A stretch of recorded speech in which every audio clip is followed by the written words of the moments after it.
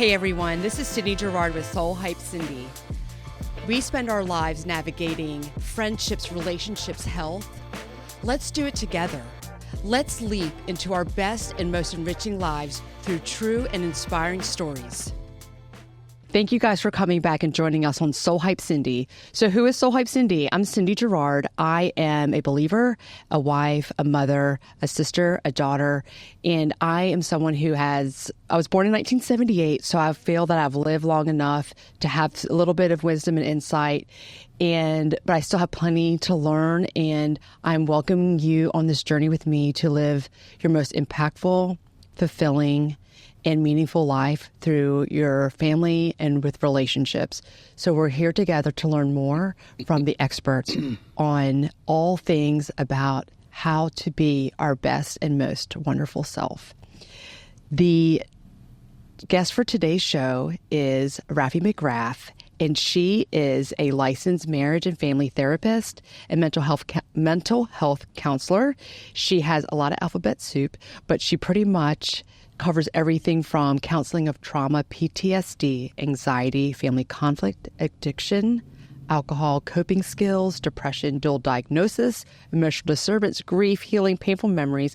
But her passion is educating people on why they feel the way they feel and how their brain and their body is responding to that feeling, and giving us some skills that we may learn more about how to not only recognize those ourselves, but to see those and how we can do healthy ways to support one another and our own selves.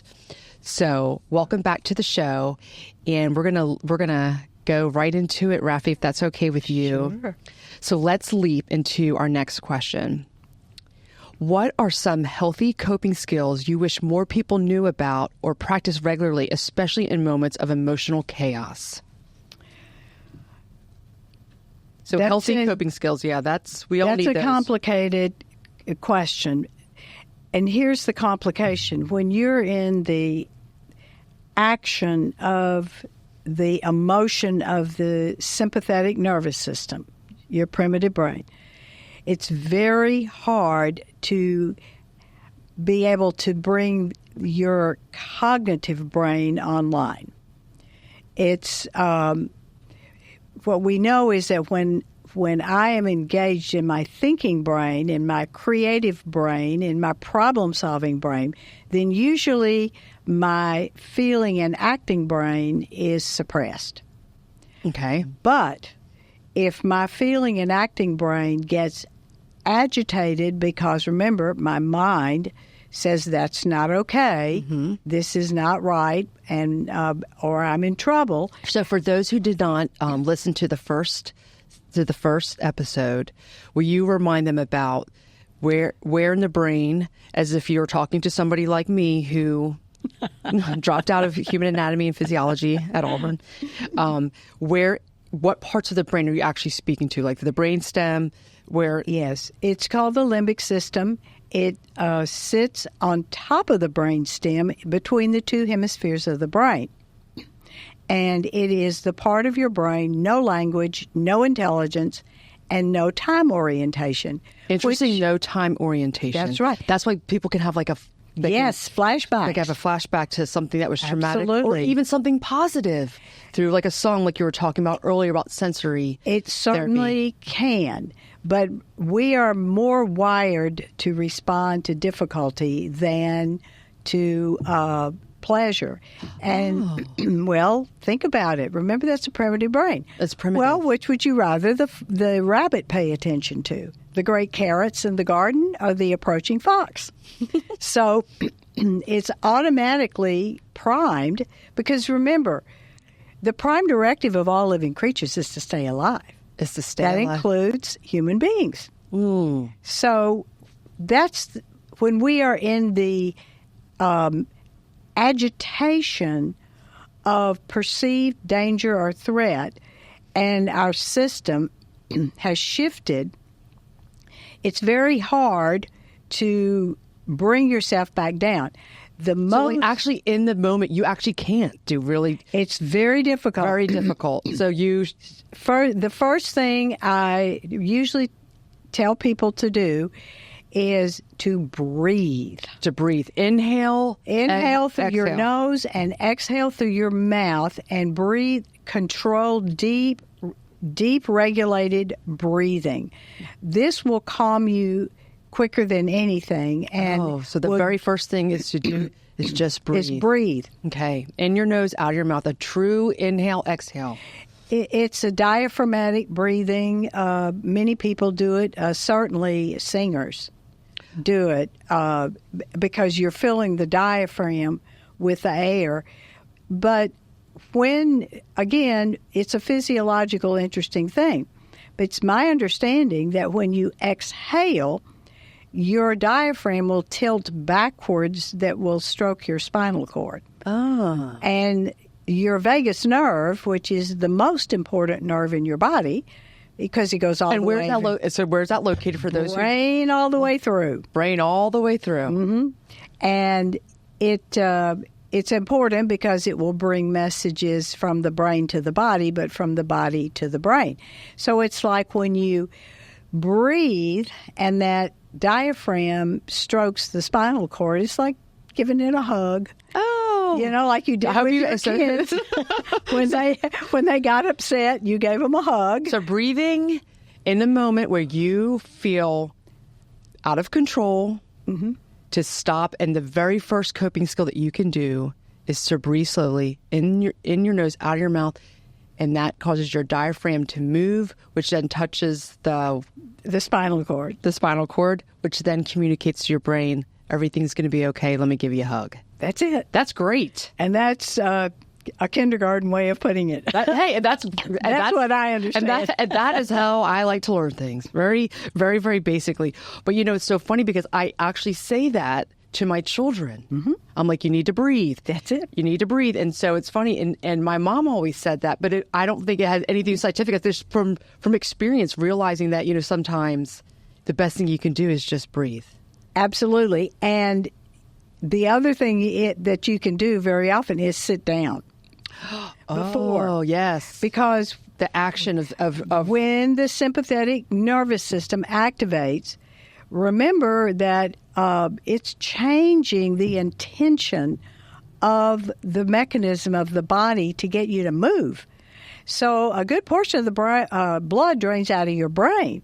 And the thing that causes it is the flooding of the adrenaline from the adrenal gland. That's the catalyst. That's what sets everything. But before that, it's the meaning. This is not okay. This is not okay. So when that is the interpretation, then that's going to be the response. So when you're in it, it's really hard. That's so counterintuitive, though, because I know when I get upset, I want to jump. I physically could jump, and so isn't it interesting that it's counterintuitive what you're supposed to do? Yes, but it's better for you because of the damage that is done to your internal organs when you stay activated in your sympathetic system. Dr. Bessel van der Kolk, who wrote the book The Body Keeps the Score, gives a wonderful explanation that when a person usually people who suffer from trauma, and they live in this hypervigilant state and on guard all the time, expecting danger around every turn, then they stay in this hyper state of activity. Well, it's because exhausting. It's exhausting, and it's not just exhausting mentally. It physically tears down your organs. Because think about it. In addition to changing the blood flow in your body so you can run fast, it's still got to keep, keeping the rest of your body going. So you've got, it's like one of those, what do they call those plug bar things that you plug in 6 or 8? Oh, yes. I don't know. What is it called? The thing that has all the plugs in it. Yeah. I forget. What is it? Power strip. That's right. It's a power. I saw a funny commercial, and it was it was a Weird Al Yankovic video, and it's a White and Nerdy. It's a parody. It's really funny, but he gives his wife a power strip as a gift. That's why we didn't know. That's why we didn't know what it was called. That's why we didn't know it was the power strip. But so sorry, you were saying that the power. So when we've got too many things trying to work off of the same power source, yes, it drains the capability, and eventually it will do physical damage to your body. And Dr. Vanderkolt highlights in the book in many cases where they've been able to trace a number of the very predictable and often diseases in the United States to this system where it's been overworked, like the ulcers, stomach ulcers. Mm-hmm. Because when this is activated, the stomach stops digesting food. But if you think about it from a primitive perspective, if I'm getting ready to be eaten by the lion, why does it matter about the hamburger I just ate for lunch? you know? Yeah, it's like intelligent design. Exactly. Well, it is intelligent design. It's intelligent we design. We are intelligent designed. That's for sure. But when people can help themselves, first of all, if they understand what's going on. So people can help themselves if they understand what's going on. They recognize the signs. This is a response system to my belief that I am in trouble. And there are some interesting ways that you can manage that. First of all, we have to understand that our bodies can only work in one time zone. Okay. That's the one we're in. Okay. So so say that one more time. So our bodies can only function in the time zone we are in, which is our present, our now, and that's it. I can't move my body any other place. There's no time machine. No time machine. Well, I call it time traveling. Okay, so yeah, let's leap further into that. You're only can function in the current state, in the present moment. That's it. However, we've got these amazing minds that are not confined by space and time. And I call this time traveling. Time traveling. So that's why I can go back into the past, which sounds like shoulda, woulda, coulda very often. Or I can time travel forward. What if? The problem we've got is that the primitive brain is not able to tell the difference between fantasy and reality very well. So it can just as easily perceive a memory of something in the past as happening now. Very interesting. Well, it's what explains why so many people have such difficult time with their feelings, because they're trying to address a circumstance that it's impossible. I can't change anything that's already happened. Yes. And that's where the system gets crazy, because it keeps trying to make something stop. We touched on it at one point about the grief process. Mm-hmm. Well, that's somebody trying to keep somebody from dying. Yes. At that emotional level. It's trying to make an event stop that you can't, because you can't stop anything that's not happening, which in the past. In the current time. That's it. So our power lies in responding to what's going on right now. That's my only place I can do anything. So when I can bring my mind, several good questions to ask. First of all, ask yourself the question, am I in the right time zone to do anything? So if I can realize, no, you're just ruminating on all the things that happened that were not right, were not fair, and that shouldn't have happened. And you want them to stop happening. But of course they're not even happening. But your brain gets triggered up by your mind. So, well, what if that happens? What if I can't pay my bills? What if my kid can't get in school? What if we can come up with all kinds of creative stuff? Yeah, that's living, you get, because so much of that is out of your hands. I remember one time speaking to a friend, and our children were, I think our daughters were, it was my older daughter and her older daughter were the same age, and she was 3. They were 3 years old.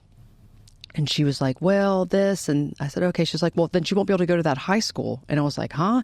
And I remember thinking to myself, like, they're 3. And I couldn't believe that she, but, and so I can, but I mean, I've done that too, where I'm like, well, she's not going to that school. My husband's like, we have no idea where she's going to go to school. And so, but that's a great place to take a pause. Hey guys, I'm Stephanie from Healthy, Well, and Good. I'm so glad Cindy introduced me to Make Wellness. My favorite collection is their Muscle and Metabolic collection. Fit, lean, and hydrated. I take it every day. Take it for 2 weeks, see if you like it. I love it. I'm hooked. I think you guys will love it too.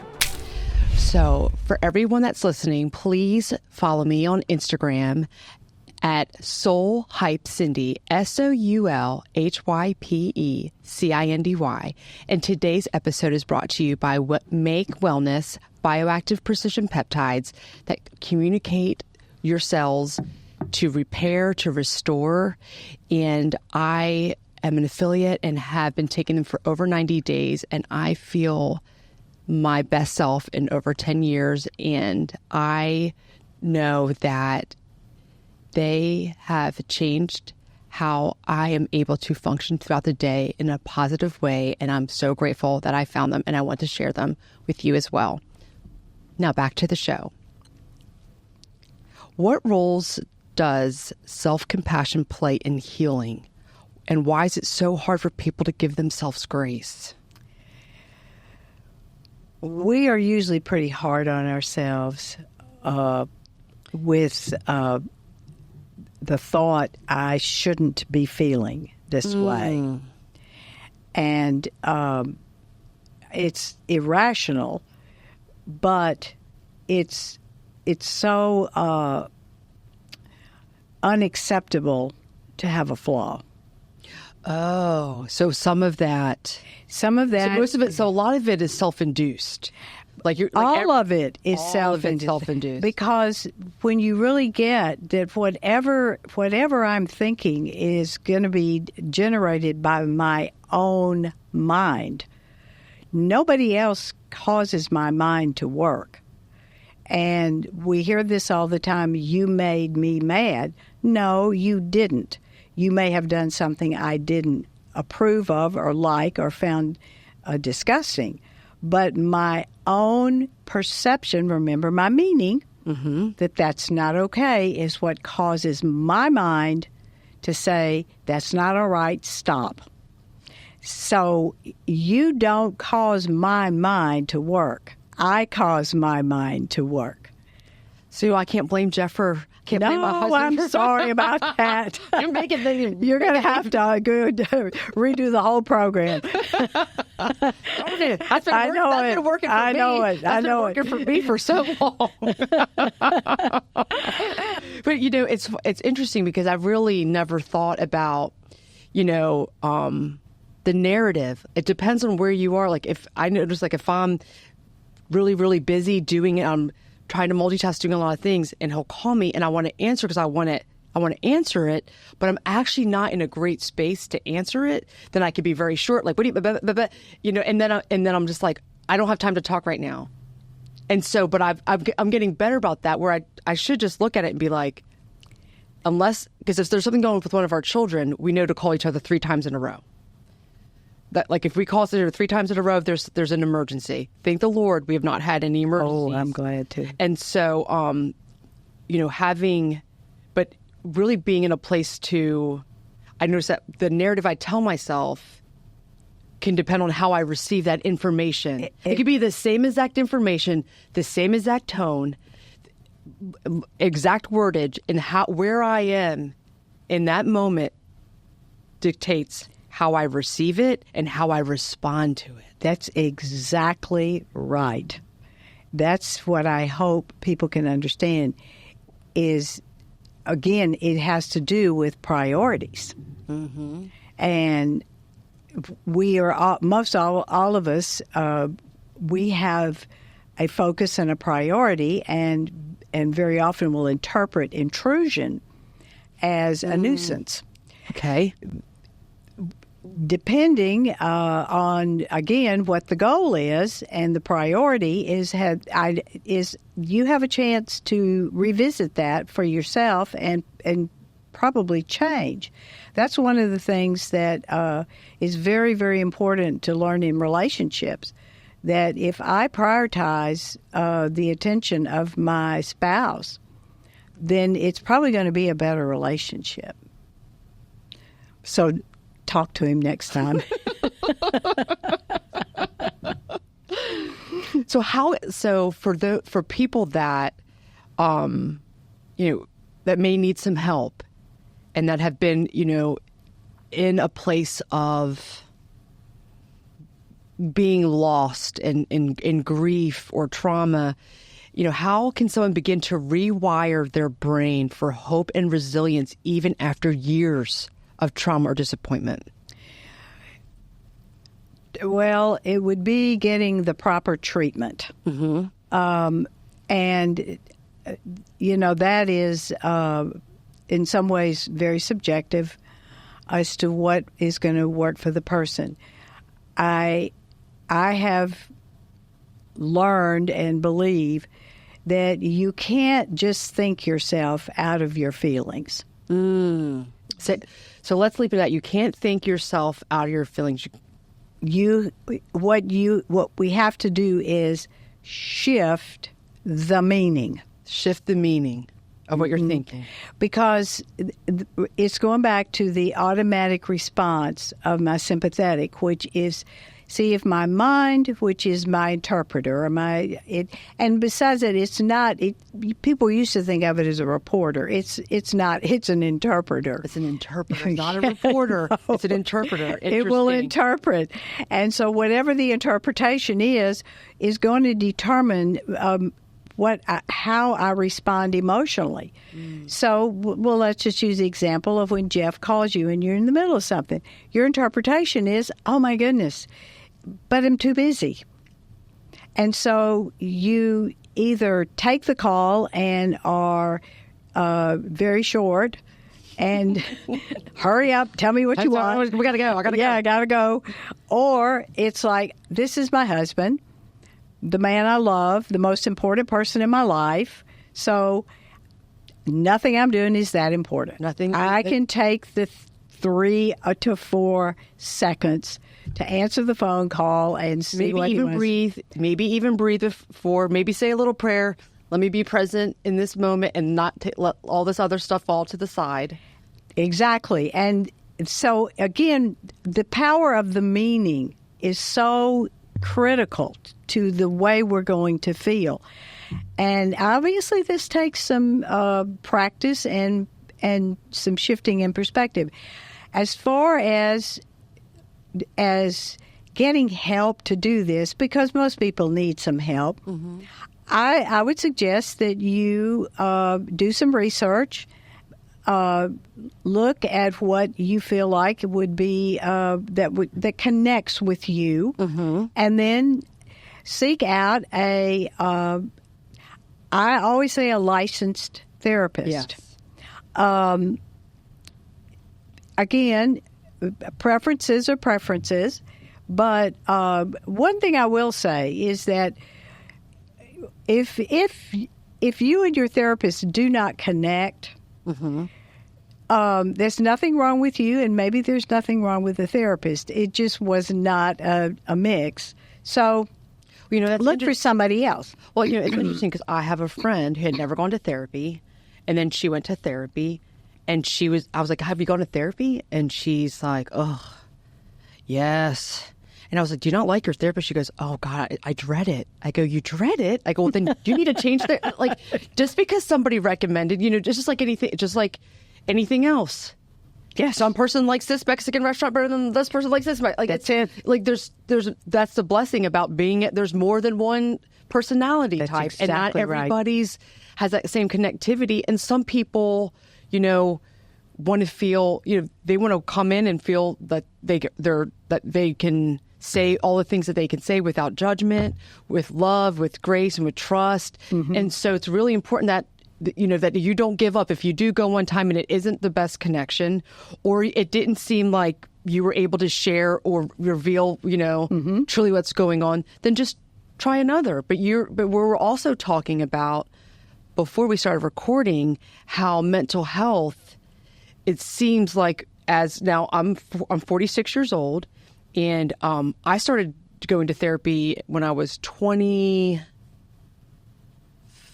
Mm-hmm. Yeah, when I started going to, I was married for 4 months, got divorced, and I started going to divorce therapy with Dr. Kenneth Taylor of the Dustin United Methodist Church. Yes, and, I know. Oh my God, I love Dr. He's the reason that Jeff and I are still married.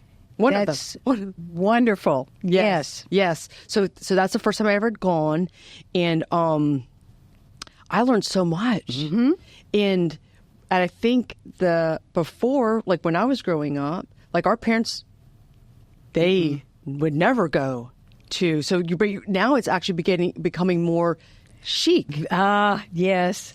Well, which is kind of cool, because we want everybody to feel better and be their best selves and have the best relationships, right?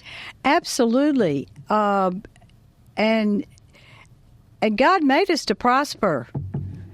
And to be in community. Yes. And to learn from one another. Exactly. Yes. And so it's not God's will for us to be miserable, especially when it is an attached belief or stuck belief that I am hanging on to, that's paralyzing me from moving on. And again, that sometimes is a focus for therapy, is like, what's the benefit of holding on to this? And sometimes there is. Like Aunt Ada Doom, she got her whole family waiting on her. Yes. And so, that's kind of nice. Well, that's what she thought, evidently, because she kept being helpless and they kept helping her. But this is, again, in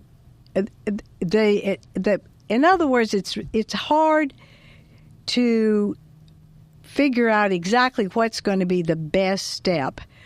I say find a therapist, but I also will say, without hesitation, you probably need to start looking at developing your relationship with God. Because at the end of the day, the real foundation for security, safety, prospering is your relationship with God through Christ. That's the absolute answer. What we do as therapists is simply implement some tools that help you to be able to understand what's happening within yourself. But as far as shifting and really getting a clear perspective on how much I am loved, that is your relationship with God. So let's leap further into having that foundational relationship with God, and how so many people seek other things for a desire, for fulfillment, for all these, to be beloved, mm-hmm. to be known, to be seen, and they get all of those things that their desire. That's actually God put that desire in mm-hmm. their heart. Absolutely, can be fulfilled by a relationship with the Lord. Yes. Well, He promises that. I mean, Jesus said He's the living water, and you'll never thirst again. Now, for those that are that are new to faith or non-believers, if somebody is a person of faith, does not mean that they're not going to be Oh, no, a not at hypocrite all. or they're not going to have flaws. The whole thing about is acknowledging that we're all fallen people. Nobody's perfect. Oh, absolutely not. So people, sometimes when people are new to faith, they may look at somebody else who is of faith and they were like, well, that person says that they're, although they use a priest. Well, priest did, the church did this, or the church. And that's why it's so important to focus on your own relationship with the Lord. Yes. Because everybody has, there's nobody has a perfect life. Oh, nobody has a perfect marriage, family origin. Everybody, we are still on this earth. That's right. We're still on this earth. And so for somebody is seeking faith or new to faith, what are some basic things that you would recommend that they do? I would recommend find a church, or if you know a good friend, or if you see a book, faith-based, that might interest you. Very often, relationships are one of the first things that will prompt people to experience the disillusionment that this isn't how it's supposed to be.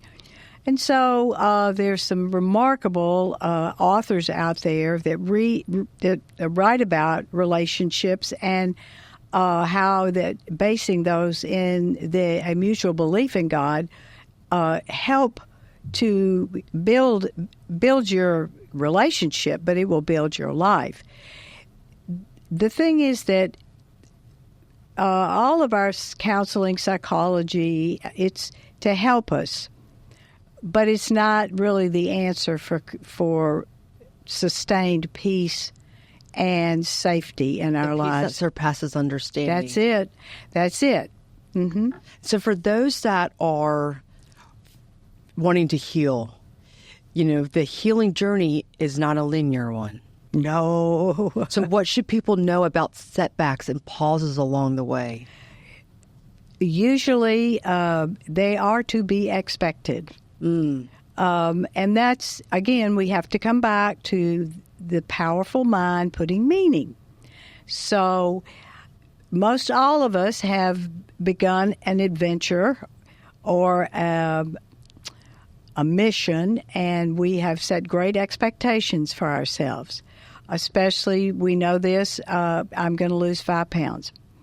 Okay, so like for 2 days, you'll eat salads. By the 3rd day, I want chips. Mm-hmm. And so this will happen. The main thing is, don't put the meaning that, it's useless, worthless, I'll never make it, so I'm just giving it up. No, it's just the expected ebb and flow of you're going to take 2 steps forward and 1 step back, or maybe even 1 step forward and 2 steps back. It does. This is meaning. What does it mean? It just means that I do not have as much discipline as I wish I had. Oh, well, let's keep trying. And it's a marathon. It's a marathon. It's a marathon. It's a marathon. And you just... Even though I like to sprint. Most of us do. What I love... It's not just me. I want to run. I want to run as fast as I can. I might hurt myself. I want to get from A to B really fast. So, but that usually doesn't happen. Again, that comes at our concept of time traveling. Yes. You can't go any faster than the time allows you. So it's unrealistic. But I would say allow yourself the grace to just be a pilgrim on a journey. So cut yourself some slack. Absolutely. Cut yourself some slack. And just keep going. You that's what you need to do. You just keep going. Even though it doesn't turn out, it just keep going. I'm a terrible cook. I was always a terrible cook. Are you a terrible cook? I'm a terrible cook. It's awful. My husband used to laugh at me about that. But I had to keep on trying. And right before he died, about the last 2 or 3 weeks, he says, you know what? These meals that you're making are just really gourmet. And I was like, oh, finally I make it. So now, And how many years were you married before he passed? we were married 47 years. 47 years. So and then you just started doing tasty food. Well, at like 46. I was trying for a long time, but I maybe had. He complimented me right at the end. And So do you cook now? Oh, not really. You have like one signature dish. Like if somebody invites you to a potluck, what do you bring? Or you go to the store. It's okay. I bring a key lime pie. It works. It works for me. If you could whisper one message into the heart of someone listening right now who feels lost, what would you say? Well, I would say that the feeling of being lost is not uncommon to human beings. Most all of us. Do they know that they're lost? I think most people do. Yes. I think when you have suffered an unexpected disappointment, which we all will in our lives. You can't avoid it. You can't avoid it. So this is for everyone. So it's just the stuff of life. Well, in this world, you will have tribulation. I mean, that's what the Bible tells us. So if we are surprised that trouble comes our way, then we just aren't reality. We are going to have it. It isn't the trouble.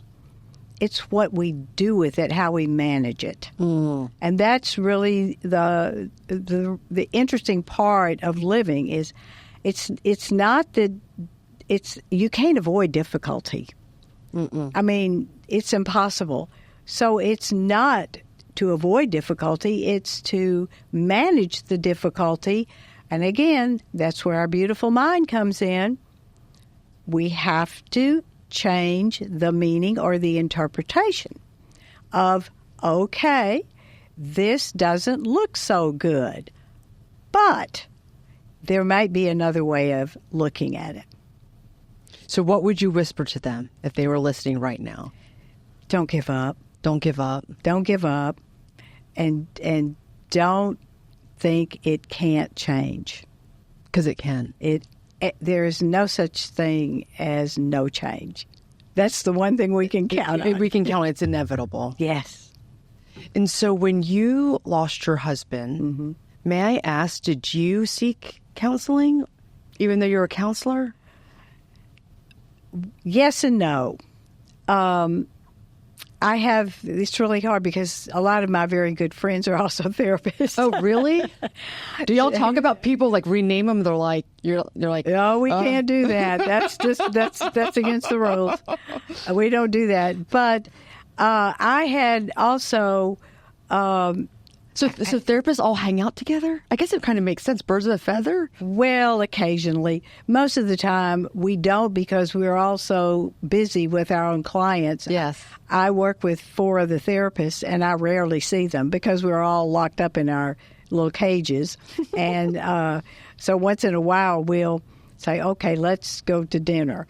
But I think that I was have this journey of walking through Scripture and educating myself and trying to seek a closer relationship with God has been such a part of my life for a long time that I didn't grieve as those who have no hope.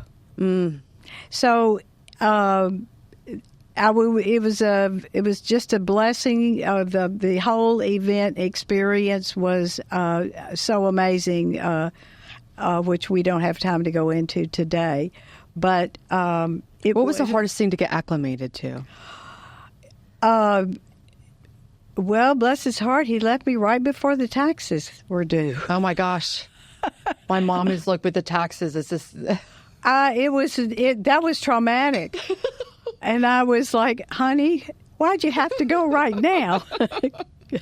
But I'm being facetious. But it was the overwhelming realization of just how much he took care of that I was unaware of. And it honestly took me about 2 years, or maybe a year and a half, to realize how crazy I had been. I didn't know it.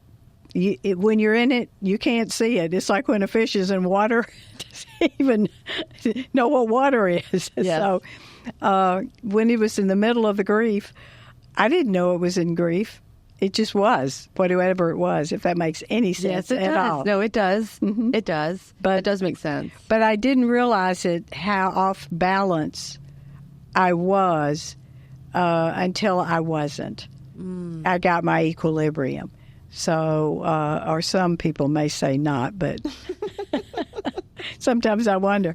But no, that's the blessing that we had, is that we were both believers. And so funny, he said the week before he died, he said, now, are you still going to have lunch with me in heaven? I said, absolutely. So I have a date. That's kind of nice. Well, it's kind of fun to look forward to. What is it? Your dance card is already full. That's get there. That's right. Now that is cool. Well, it's really fun. It's silly, but it's fun to think about it. And one thing we did, we laughed a lot, and that was great. It's very important to laugh. Oh, my husband is so. That's one of the reasons I married. Well, there's several reasons, but on our first date, I was hurled over in the car. I was laughing so hard that my stomach muscles were aching, and I was like, "Oh, I've never had laughed like that on a date, especially not a first date." I was like cackling. That is a very good sign that you all clicked. That's really interesting. I noticed over the years that the couples who laugh and find humor, meaning in situations in life, and can really look at them and make them seem ridiculous, those are the people that have the best relationships, when everything can be turned into, you know what, this is so funny. And I love that. And my husband had a really dry wit, and he made me laugh all the time. So for the couples out there that are struggling right now with what do you think is new to the marriage struggles? Is there anything with how different the world's changed with technology that has? Technology is one of our biggest enemies because it has taken the place of the connection and conversation. We're not conversing with each other. We're all sitting on our phones. It's really sad, but it also pulls you into a whole world of unreality, which, once again, remember that primitive brain is very, very primitive. It's hard to tell the difference between reality and fantasy. So people get caught up in this fantasy world of the cyberspace, and it's created lots and lots of problems for all ages. Well, I know that I feel like in our society right now that there's a lot of surface level. Oh, yes. Relationships and conversations. And that is one of the missions of Soul Hype Cindy, is that people can listen to it together and discuss it and have real conversations with one another. That would be so wonderful. And I will pray for that to happen for all of them. We need to start talking to each other. We need to start talking to each other. People don't even want to pick up the phone. They don't want to text. I know. And you can't. The sad thing is sometimes you pick up the phone and you talk to an electronic voice. That's That's not. Well, it's not very satisfying. Well, and we really are designed to have personal relationships and live in community. Absolutely. That is lost in our isolated society right now, where we're all remote, or many are. But I hope and pray that the new generation coming will begin to learn how to engage other people just as people in conversation. That would be great. Raffy, I cannot thank you enough. You are our first double episode person. Hi.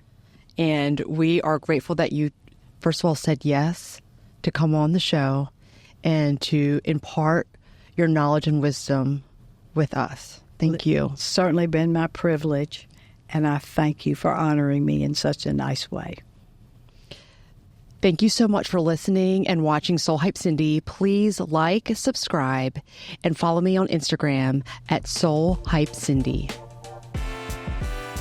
Thank you so much for spending your time with me today. Please like, subscribe, and follow Soul Hype Cindy.